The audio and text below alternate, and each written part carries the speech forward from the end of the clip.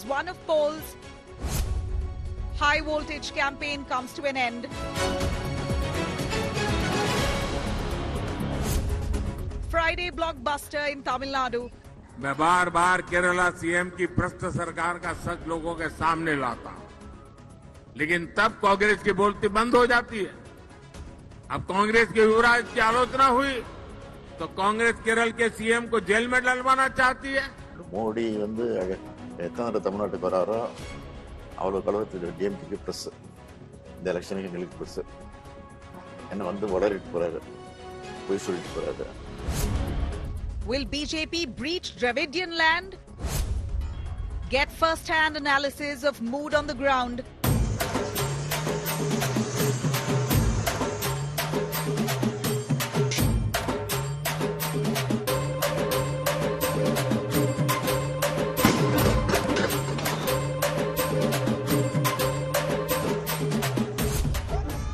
Two seats up for grabs across 14 states. State of War 2024. Top focus on 6 p.m. Prime.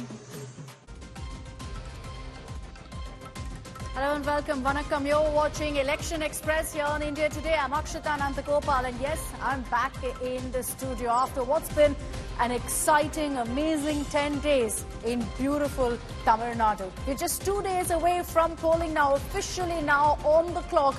Campaigning has come to an end. The silence period has kicked off, and on Friday, 102 constituencies will go to vote, including the 39 seats, 40 if you include Puducherry, across Tamil Nadu. I'm going to be recounting all of my experiences in Tamil Nadu, get you a sense of which way the wind really is blowing in the state. We'll be breaking down all the latest on the other seats to watch out for also come Friday, the first phase of polling on April 19th. First, as always, here are the headlines.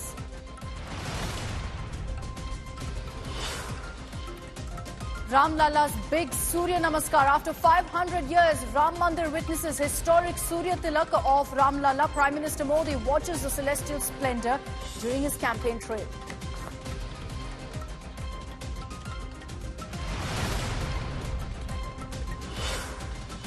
Prime Minister Modi lashes out at DMK's North-South divide pitch, rejects the DMK's Hindi imposition charge, says all Indian languages are sacred, claims DMK is politicizing the Tamil language.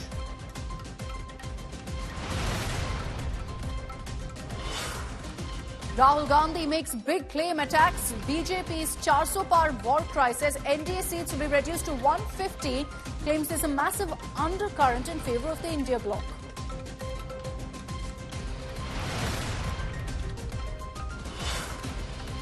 Sanatan showdown escalates. Priyanka Gandhi fires fresh salvo at Prime Minister Modi, says Congress never attacks Sanatan Dharm, claims Prime Minister Modi is levelling false allegations. This is an India Today exclusive.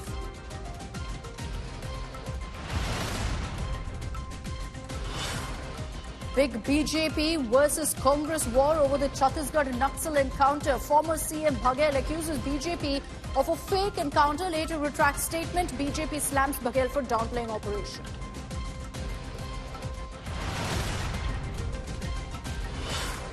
Salman Khan's shooting probe intensifies. Mumbai cops to record actor's statement as a witness in the firing case. Salman's security cover also beefed up.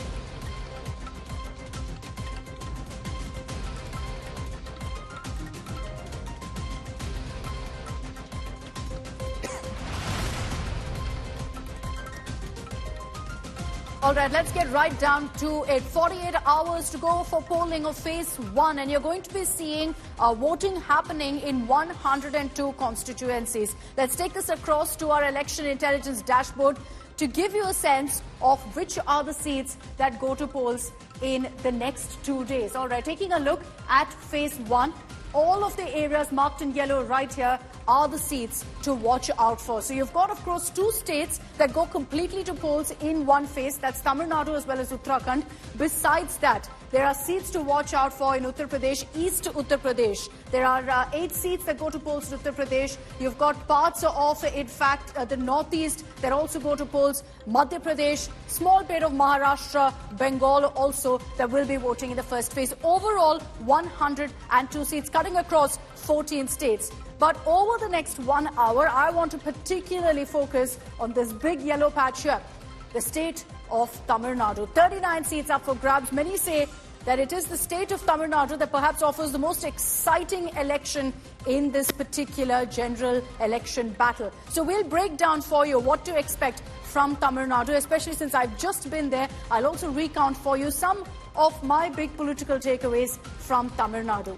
What else can you expect from phase one? We'll break that down for you as well. But first, a look at this report on the many highs and lows that we witnessed in the campaign so far.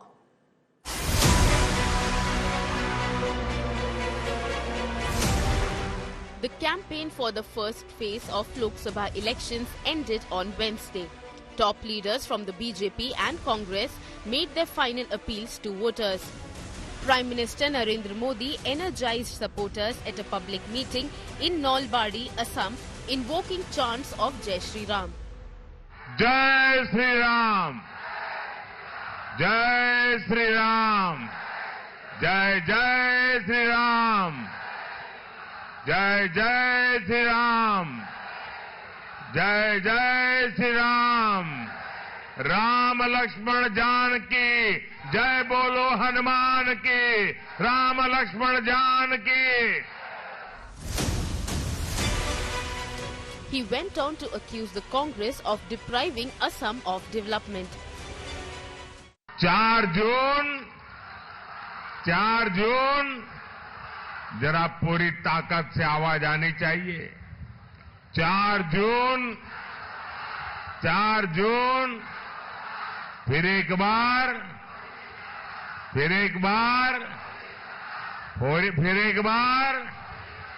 4 जून जिस north east को कांग्रेस ने सिर्फ समस्याएं दी थी उसे BJP ने संभावनाओं का स्रोत बना दिया है. कांग्रेस ने अलगाववाद को खाद पानी दिया. मोदी ने पूर्वोत्तर को गले लगाने का काम किया. मोदी ने शांति और सुरक्षा के लिए प्रयास किए. जो कांग्रेस के 60 वर्षों में नहीं हुआ वो मोदी ने 10 वर्षों में करके दिखाया. क्योंकि मेरे लिए आपके सपने ये मेरा संकल्प है. कांग्रेस पार्टी ने सियासी फायदों के लिए इस क्षेत्र को अपने में पंजे में फंसा कर रखा था. कांग्रेस के पंजे ने पूर्वोत्तर को इसलिए जकड़ रखा था ताकि उनके लिए भ्रष्टाचार और लूट के दरवाजे खुले रहें. अब ये पंजा खुल गया है तो असम में सबका साथ सबका विकास का मंत्र लागू हुआ है. Modi also held a rally in Agartala in Tripura later. कम्युनिस्टों ने त्रिपुरा के लोगों को तबाह करने के अलावा कुछ नहीं किया. लेकिन आज दिल्ली में एक ऐसी सरकार है जो नॉर्थ ईस्ट और हमारे त्रिपुरा के बारे में लगातार सोचती है. नॉर्थ ईस्ट मेरे लिए पॉलिटिक्स का नहीं प्रेम और प्राथमिकता का विषय है. Bengal Chief Minister Mamata Banerjee held a public rally in Silchar, Assam. এবারে যদি মোদি কোন রকম জিতে যায় দেশে গণতন্ত্র থাকবে না আর নির্বাচন হবে না. উনি একাই দেশটাকে বেচে দেবেন. অলরেডি দেশটাকে বেচে দিয়েছেন. দেশ को बेच दिया है. For the Congress, Priyanka Gandhi Vadra took out a roadshow in Saharanpur in Uttar Pradesh. Here in Saharanpur, you can see Priyanka Gandhi campaigning along with Imran Masood. Right behind us, the entire cavalcade moving through a busy market of Saharanpur. In an exclusive interview to India Today, Priyanka rejected Modi's charge that Congress attacked Sanatan Dharma. रुद्राक्ष मैं इंदिरा जी का पहनती हूँ, ठीक है, लेकिन मैं पूछना चाहती हूँ, उनसे पूछना चाहती हूँ कि किसने गाली दी है सनातन धर्म को कांग्रेस पार्टी में? किसने गाली दी है? बिल्कुल नहीं, गलत बात है। और ये देखिए, चाहे हमारी परिवार के बारे में, चाहे हमारी पार्टी के बारे में, हमेशा इनका यही आक्रमण होता है और झूठा है। हमको कहते हैं कि हम भ्रष्ट हैं, हमारी ईमानदारी पे उंगली उठाते हैं, कर रहे हैं 10 सालों से। अब बचा क्या है? हमारे धर्म पे भी उंगली उठा रहे हैं। With a total of 102 seats across 14 states and union territories up for grabs, the biggest electoral battle of this decade is off to a start. Bureau Report, India Today. It's about 36 hours to go for the first vote to be cast in this general election. Let's talk about Tamil Nadu as promised. 39 seats up for grabs, 40 if you count Puducherry as well. But let's take a look at some of the seats that you need to watch out for in Tamil Nadu. Why is there so much focus on this state? It's because some of your biggest political names are all in the poll fray this time. Let's take a look at some of the VIP seats that you need to watch out for. First is Karti Chidambaram in Sivaganga. It's a stronghold, it's a safe seat, it's a family bastion. So it's expected to be a big battle there in Sivaganga, one that Karti Chidambaram is confident of winning. Chennai South is going to be a very interesting one. I was there a couple of days ago. You have the BJP fielding Tamilisai Soundararajan. She's been out to the campaign trail, actively canvassing for votes up against T. Sumati, also known as Tamilichi Thangapandian. She is the incumbent MP right now. And then you have Dr. Jay Jayavardhan, D. Jayakumar's son, former AIADMK minister. He's won previously, 2019. He was defeated by Tamilichi Thangapandian. Let's take a look at some more of those VIP seats that you can watch out for. Thoothukudi, you've got Kanimori there once again contesting. Expected to be an easy battle for her. This is a seat in which she's won handsomely previously as well, so she'll be counting on doing that once again. But it is also one of the factors in Thoothukudi that we've seen massive rainfall leading to endless problems. This is perhaps a battle everyone's far too familiar with right now. What will happen in Coimbatore? You've got three bigwigs, interestingly, all three making their debut in this particular election. The Tamil Nadu BJP chief K. Annamalai up against Ganapati Rajkumar of the DMK, who was previously mayor with the AIADMK in Coimbatore. So is a local boy in that sense. Singai Ramachandran of the AIADMK, also a very, very strong candidate. All three of them will be squaring off in Coimbatore in what promises to be a very, very close contest that many say will actually go down to the wire. Let's take a look at a few more. Dayanidhi Maran in Chennai Central. A high-stakes battle, of course, for Maran. This is the DMK stronghold of Chennai Central. The AIADMK has handed over this particular seat to their ally, the DMDK. Vinod Selvam has been fielded by the Bharatiya Janata Party, and there are questions about whether he can actually be a giant slayer in this election. So those are just a few of the seats that we'd like to focus on. Let me bring in on this broadcast Shilpa Nair as well as Pramod Madhav as well. Good evening to both of you. Shilpa, if I can begin with you. Campaigning officially coming to an end. It's curtains down. We know MK Stalin was out there campaigning for one last time. Every politician going that extra mile today to ensure that they make their last-ditch efforts to woo voters in Tamil Nadu. Well, absolutely. In fact, just a short while back, Chief Minister and DMK Chief MK Stalin concluded his election campaign here in Chennai. Chennai, of course, is considered a DMK fort, and he, of course, chose to end his election campaign by campaigning for the Chennai Central and Chennai South constituencies. And behind me is that stage where the Chief Minister was addressing the public and the voters just a short while back. And right before the time, struck 6, the Chief Minister, of course, ended his campaign speech because this the official campaigning period ends today for the first phase of the general elections. Now, as far as the DMK campaign is concerned, Udaynidhi today was in Coimbatore, which the DMK believes is going to be a hot seat. It is a high-stake battle for all the three parties there. So to give DMK its final push, DMK's Udaynidhi Stalin, the star campaigner of the party, was in Coimbatore campaigning for Ganapati Rajkumar, whom they fielded against Annamalai, the BJP chief, and also Singai Ramachandran of the AIADMK. Now, to speak about the other star leaders or the main leaders of Tamil Nadu, EPS, of course, was in his hometown of Salem. He was undertaking a road show and also addressing a public meeting in favor of the AIADMK candidate there. And Annamalai, of course, was stationed in Coimbatore, doing that groundwork to ensure that they reached the maximum number of voters. In fact, when we met Annamalai recently, he said the BJP in Coimbatore is fighting for each and every vote. That's how tough this election is going to be in Coimbatore for the BJP. Correct. So he, of course, leaving no stone unturned and ensuring that he camps out in Coimbatore, reaches out to the voters because, come April 19th, the voters of Coimbatore will decide the fate of Annamalai. So that is the reason why he was also there. So overall, we've seen a very high-pitched election battle here in Tamil Nadu. Let's recap some of those moments also. Shilpa, just stay with me. I want to bring in Pramod Madhav also on this broadcast. Pramod, you've been covering, of course, you've been on the campaign trail for the last many months. To you, what are really the issues that political parties really raised in the run-up to this election in Tamil Nadu?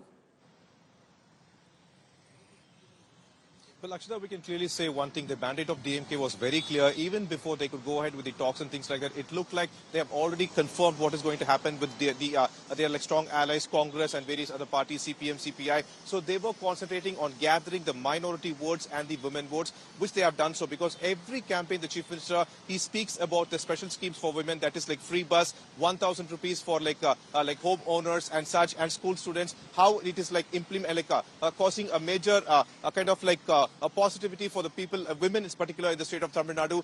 That has been his strong point. Then he's criticizing the Prime Minister. Even though the national calamity state faced back in December, the Chief Minister has been constantly targeting the centre, claiming that no funds were released, but DMK from the DMK government has already given 6,000 rupees to all those affected in the district. So that way, DMK is going ahead with it. BJP, on the other hand, they are concentrating on issues of dynasty politics and corruption. Now, the drug menace and also Kachativu. However, Kachativu and drug menace are not resonating much, but it looks like BJP wants to concentrate on that only. But one important aspect is that even though DMK does not claim that they are not worried about Annamalai, DMK's minister TRB Raja was stationed in Coimbatore and he was personally taking care of the campaign over there. So that also speaks a bit of like what exactly is happening on the ground in Coimbatore. Rest, as you mentioned, every other seat for now, DMK is actually like the Chief Minister went to various places and he has also done the campaign over there and raised all these issues against. These are the issues that political parties have raised. What really resonates with the voter, we'll know on June 4th. The day after is when all of the voters in Tamil Nadu will be coming out to cast their vote. And from Pramod and Shilpa, you could sense essentially that the focus right now is largely on Coimbatore and which way that seat will actually go. Pramod, Shilpa, thank you very much for joining us. We'll catch up with you, of course, on April 19th, when the people of Tamil Nadu, after this kind of a hectic campaign, will have their say.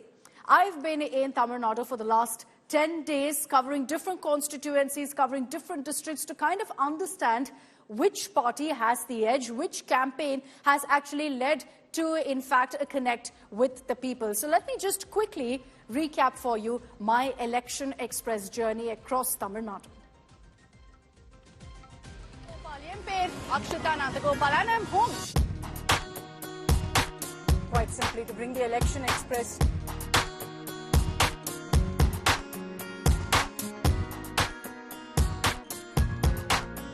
Our Election Express's first stop is Rameshwaram, a beautiful coastal town that falls under the Ramanathapuram constituency. The big political bone of contention, Kachativu, is just 30 kilometers from here. மீனவருக்கு இந்த கச்சத்தீவு ஏன் இவ்வளவு முக்கியம்? நாங்க கரையில இருந்து 3 நாடுகளுக்கு நாட்டு படகுக்காக நாங்க தொழில் செய்யக்கூடாது. 5 நாடுகள்ல வெறும் பாறைகள் இருக்கு. நாங்க கச்சத்தீவுக்கு அருகிலே போயிடுவோம். கச்சத்தீவுல இருந்து 14 நாடுகள் மேல் கச்சத்தீவு. அந்த கச்சத்தீவு சுற்றியுள்ள பரப்பளவுல தான் நாங்க மீன் பிடிப்போம். ஒரு கச்சத்தீவு சுற்றி ஒரு இல்லன்னா நம்ம ஒரு இந்த இந்தியா டெரிட்டரியில அங்க நல்லா இருக்காது. அங்க கச்சத்தீவு கிட்ட தான் நல்லா இருக்கும் தண்ணியில. கச்சத்தீவு தான் மீன் உற்பத்தி ஆகக்கூடிய அந்த சேறு சகதி பவளப்பாறைகள் நிறைந்த பகுதி. நாங்க இந்த தேர்தலை புறக்கணிக்கிறது எதுவுமே நாங்க நினைக்கல. எங்களுக்கு மீனவர்களுக்கு யார் எங்களுக்கு செய்யறாங்களோ அவங்களுக்கு நாங்க கண்டிப்பா ஓட்டு போடுவோம். The other big headline that's emerged from Rameshwaram is the candidate in the fray. Up against incumbent MP Nawaz Khani from the IUML is former Chief Minister O. Pannirselvam. எவ்வளவு நம்பர் சீட் வரும்? 39 இடங்கள் இருக்கிறது. 39 இடங்களிலும் தேசிய ஜனநாயக கூட்டணி முழுமையான மகத்தான வெற்றி பெறும். நம்பர் 1 பார்ட்டியா? நம்பர் 1 அலையன்ஸ் தமிழ்நாட்டில். இந்தியாவில் நம்பர் 1 அலையன்ஸ், தமிழ்நாட்டில் number 1 alliance. We end the day with a taste of what's it like to be a Neta. The எல்லாருக்கும் வணக்கம். நான் டெல்லியிலிருந்து வந்திருக்கேன். இந்தியா டுடே சொல்லிட்டு டிவி இருக்கு. அங்கிருந்து வந்திருக்கேன். ஓபிஎஸ் ஐயா இன்டர்வியூ பண்ணதுக்கு. Join me as we take you through the sights and sounds of Kanyakumari and, of course, the politics.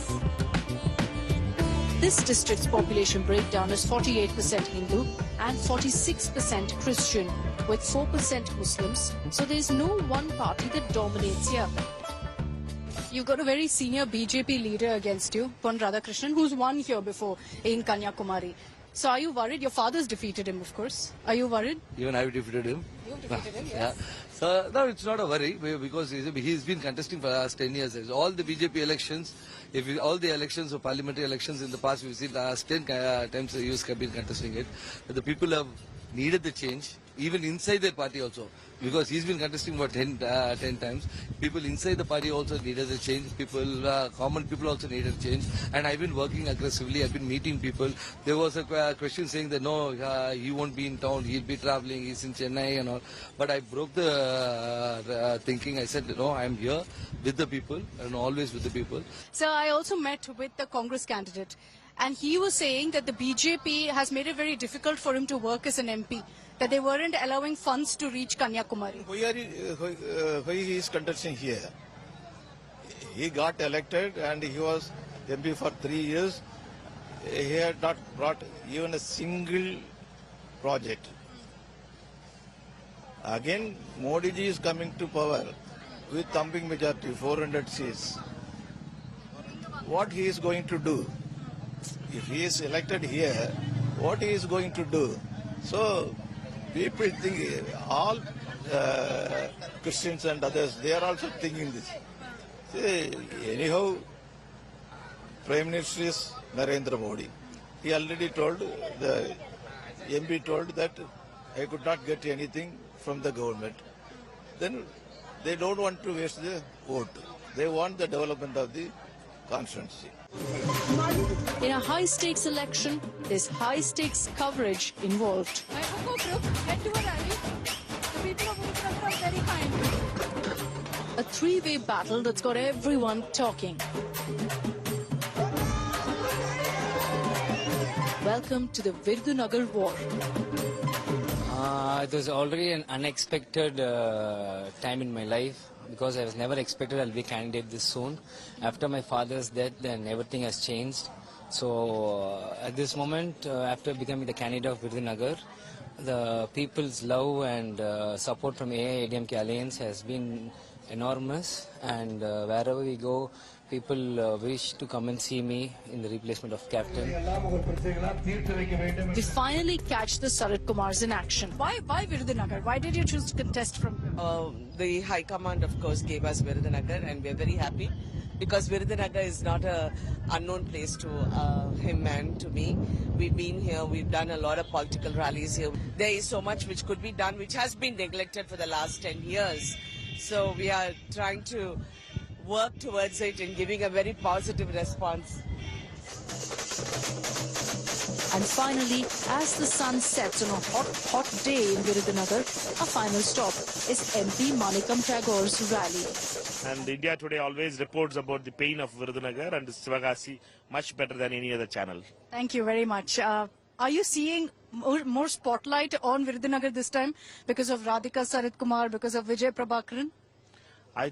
The candidates are candidates, and the fight is between the Modi's government's programs, and we see that you can see that the agenda which we are speaking to the people is about the distress on the price rise, and we can see that joblessness is a bigger issue and price rise is a bigger issue than any other issue in the ground. Vanakkam from Singara, Chennai, our last stop of the Election Express. What a journey it's been. Chennai South has been ravaged of late by some of the worst floods. Every time it's rained, the situation has been grave for residents of this area.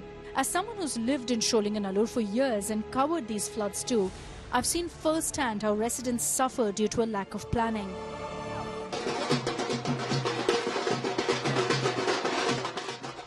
So with the agenda being clear for the candidates, let's speak to each of them on how they plan on addressing this issue. We first meet the AIADMK candidate Dr. Jayawardene while he campaigns in the lanes of T Nagar. You won before from this seat. What went wrong after that in 2019? What do you think had to be changed for this time? 2019, the major reason why we had lost that election is because we were in an alliance with BJP. The people's sentiment was anti-BJP. So that was the reason. Another reason was that DMK had continuously made false propaganda with people. They had made false promises with people. For example, loans will be waived off for students, NEET will be abolished, and the farmers' loan will be waived off. This reflected in the entire Tamil Nadu. So, who do you consider as your biggest competitor right now? Is it the DMK or is it the BJP? Is it Tamilisai Soundararajan or is it Tamiraj Thangapandian? National parties don't have a role, don't have a grassroots level connect with the people as such. So whether it's Congress, whether it's BJP, they don't really have a connect with the people. People are not talking about them. When people themselves are not talking, only media is talking about them. So it doesn't really reflect at the ground level and doesn't really impact the elections. Our next stop is in the other end of the city, to OMR or Old Mahabalipuram Road, to catch Tamilisai Soundararajan's campaign. How confident are you of winning in Chennai South now? I am very confident. Who do you consider as your main competitor, DMK or AIADMK? Both. What is your plan for Chennai South? How do you plan on, what do you plan on bringing for them? I have a lot of plans and I want to solve the problems and we have to make some concrete steps to development of this South Chennai. So you're confident you'll win Chennai? 100%. What is the base on which the BJP is building in Chennai? Because it is considered a DMK Nadu. No, it is now not DMK Nadu, it is now BJP Nadu. Chennai is BJP Nadu? Yeah, definitely. Is it challenging to represent such a diverse constituency? Challenges actually do not pose a very large threat or whatever it is always very interesting because I basically come from a village. I studied in a city and then I got settled here. So I come from a place wherein we all have that mixed of village roots as well as urban population. Here it is the Sholing and Nallur. If you go, lots of migrant workers will be there. And this is a very elite area. And when you go to Saidapet and Valsaravakam, it is also, like marginalized people live. So challenges are being meted out with all the welfare schemes. We are just working towards on a larger target. That is, with how much larger margin can we win this time rather than the last time. That is our only goal. And fittingly, this is where we end our journey in Tamil Nadu. And I've seen a whole lot of your messages asking me what is going to happen in Tamil Nadu, what's my prediction, etc. So I'll just tell you about, in fact, what is my assessment of the ground. I've been to several districts and my sense is yes, DMK is very much in the lead. They're going to be the #1 party, and I agree with Chief Minister Stalin when he says that it's a fight over #2. There's a lot of talk that the AIADMK is going to be completely wiped out. I don't think so. I think that their biggest strength is their symbol, and that's still in their favor. As far as the BJP goes, yes, they're going to make inroads, but, however, my sense from some of the places I visited is that their candidate selection hasn't really been the best, and I believe that perhaps if they'd gone with someone else, you'd see very different results in some seats for them. So that's my sum up really of the political takeaways, but my biggest takeaway has been from this trip, the amazing people of Tamil Nadu. And every single time I come here, that's what makes me feel at home. You know, in the blistering heat, when you're out there for hours together, you're sweating it out. There were so many countless women at rallies who came up to me, who offered umbrellas, who offered me water, who said something la, and then offered to, have me home for lunch or dinner, which has been absolutely wonderful. So, Tamil Nadu, as always, lots of love to you. Nandri, thank you. Election Express hasn't ended just yet. A few weeks from now, it's on to Andhra Pradesh. Polamana? Poli.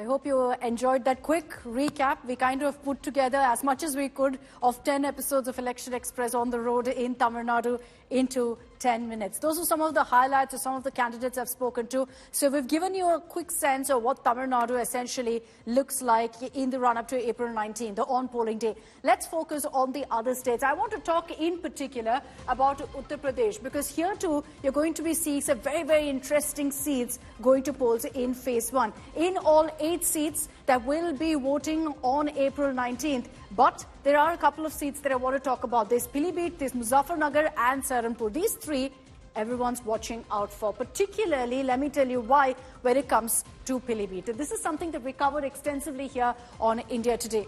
No, Varun Gandhi did not get a ticket. Instead, you have Jitin Prasada, who is a minister in the Yogi Adityanath government, who's now going ahead and fighting this Lok Sabha election from Pilibhit in the place of Varun Gandhi. So he is now going to be fighting, and it'll be interesting to see whether the BJP manages to hold on to Pilibhit or not in such a circumstance of such a big change in phase for them. Muzaffarnagar is another very interesting fight, because you have Sanjeev Balyan, Union Minister, aiming to get a hat-trick in this particular seat. We also saw those very interesting optics of, in fact, Jayant Chaudhary joining him for a campaign in Muzaffarnagar. So will that work in favour of the BJP? Can Sanjeev Balyan actually pull off a hat-trick in Muzaffarnagar? So these are going to be some interesting aspects to watch out for in Uttar Pradesh. Let me bring in Samarth Srivastava on this broadcast, who's joining us live from Lucknow right now. Samarth, good evening.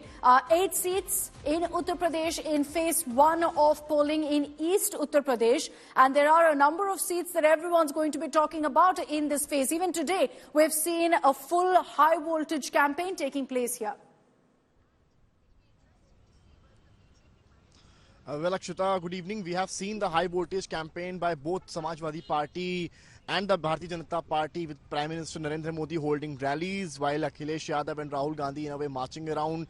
And on the final day of campaigning, Rahul Gandhi and Akhilesh Yadav holding a presser in a way, saying, Akhilesh Yadav saying that from Ghaziabad to Ghazipur it will be a clean sweep for the Saffron Party. But the 8 seats, the interesting 8 seats includes Kairana, Muzaffarnagar, Muradabad, Rampur, Pilibhit, etc. Because if you talk about Pilibhit, we have Jitin Prasad, and that has been a thing to worry for BJP with the removal of Varun Gandhi. There are talks whether the Varun Gandhi people will support Jitin Prasad or not. While if you talk about Rampur and Muradabad, there is enmity in fighting amongst the Samajwadi Party. From Rampur, they have placed Nadwi, which is not the Azam Khan candidate. While from Muradabad, ST Hassan was going to be the candidate for Samajwadi Party, but due to the pressure of Azam Khan, Akhilesh Yadav had to push Ruchi Veera. So that has been the consent by the party, but there is infighting amongst the party lines for both Rampur and Muradabad. While Kairana, we are seeing a young 28-year-old woman, Ikra Hassan, fighting for Samajwadi Party, and that there's also we are getting that there's also going to be a bigger fight between the BJP and the Samajwadi Party, especially in Muzaffarnagar and Kairana. It's going to be worth seeing how this goes to the favor of BJP or the Samajwadi Party. Another important thing which needs to be pointed out is the anger amongst the Rajputs and the Saini. If it is true, then it's going to hurt BJP. But if it's not true, then it could be benefiting the Saffron Party. Let's see how it plays out. In 2 days, less than that actually, you're going to be seeing the people of Uttar Pradesh decide, put forth their mandate, and on June 4th, of course, we'll have the answers. It's a long wait, essentially, for those who are voting in phase 1, April 19th, all the way up till June 4th. Thanks very much, Samarth, for joining us with those details and giving us a sense of how the campaign has been in these seats. But also, Samarth was telling us about Rahul Gandhi and Akhilesh Yadav holding a campaign together in Uttar Pradesh. They were in Ghaziabad earlier today, and there was a press conference in which a question was asked to Rahul Gandhi on whether he's going to contest from Amethi or not. There's been endless suspense over this. Yes, Wayanad is one chosen seat, but what about Amethi? This question was asked. It's something that there's been endless buzz over. Rahul Gandhi, however, has called it a BJP question. Here are the details. Will he or won't he fight from Amethi? Rahul Gandhi has finally broken his silence on whether he will return to attempt and reclaim lost Amethi territory. And here's what he said. Amethi के बाद कांग्रेस का decision है, जो भी मुझे order मिलेगा मैं वो करूंगा. सीईसी मीटिंग हमारी पार्टी में सीईसी मीटिंग्स में ये डिसीजन लिए जाते हैं. Rahul, in his interaction with the media, also taunted the reporter for the question on Amethi, calling it a BJP question.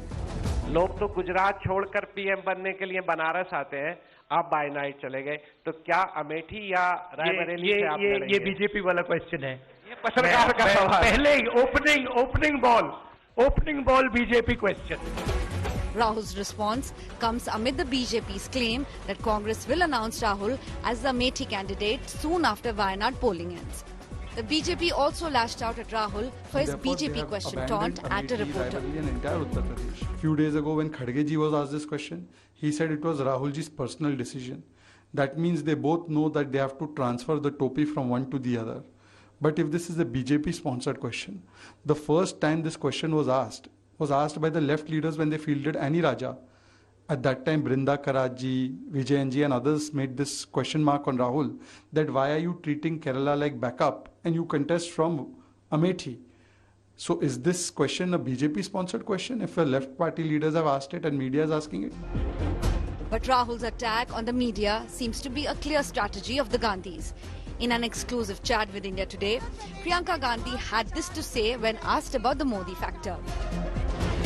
आप मेरे से ये क्यों नहीं पूछ रही हैं मौसमी आप मेरे से ये क्यों नहीं पूछ रही हैं कि कांग्रेस पार्टी बेरोजगारी के लिए क्या कर रही है?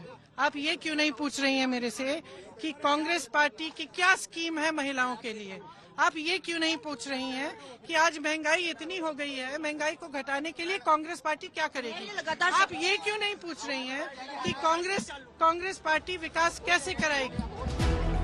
Media attacks aside, questions still loom on whether Rahul will bite the Amethi bullet. Smriti Irani has repeatedly dared Rahul to return to Amethi. Well, my challenge to Mr. Gandhi was very simple, that if he considers himself the tallest leader of the Congress party, he should fight only the seat of Amethi. And then you had Vadra saying he was keen to contest. वो चाहते हैं कि गांधी परिवार का कोई भी सदस्य वापस आए, वहाँ वो भारी बहुमत से जिताएंगे, यहाँ तक कि वो मेरे से भी प्रेरणा करते हैं और आशा करते हैं कि मैं वहाँ अपना पहला कदम अगर राजनीति में रखता हूँ और सांसद बनने की सोचता हूँ तो मैं अमेठी को ही रिप्रेजेंट करूँ. In the building Amethi mystery, Rahul Gandhi so far has refused to divulge if he's keen on reclaiming lost ground in UP or not. Bureau Report, India Today. It gives you a sense of how heated the political battle actually is in a state like Uttar Pradesh. So we've covered Tamil Nadu, we've covered Uttar Pradesh and what to expect on April 19th. Let's talk about Rajasthan as well, because there are some very, very interesting seats up for grabs in the first phase itself. Overall, 12 seats that go to polls in Rajasthan in phase 1.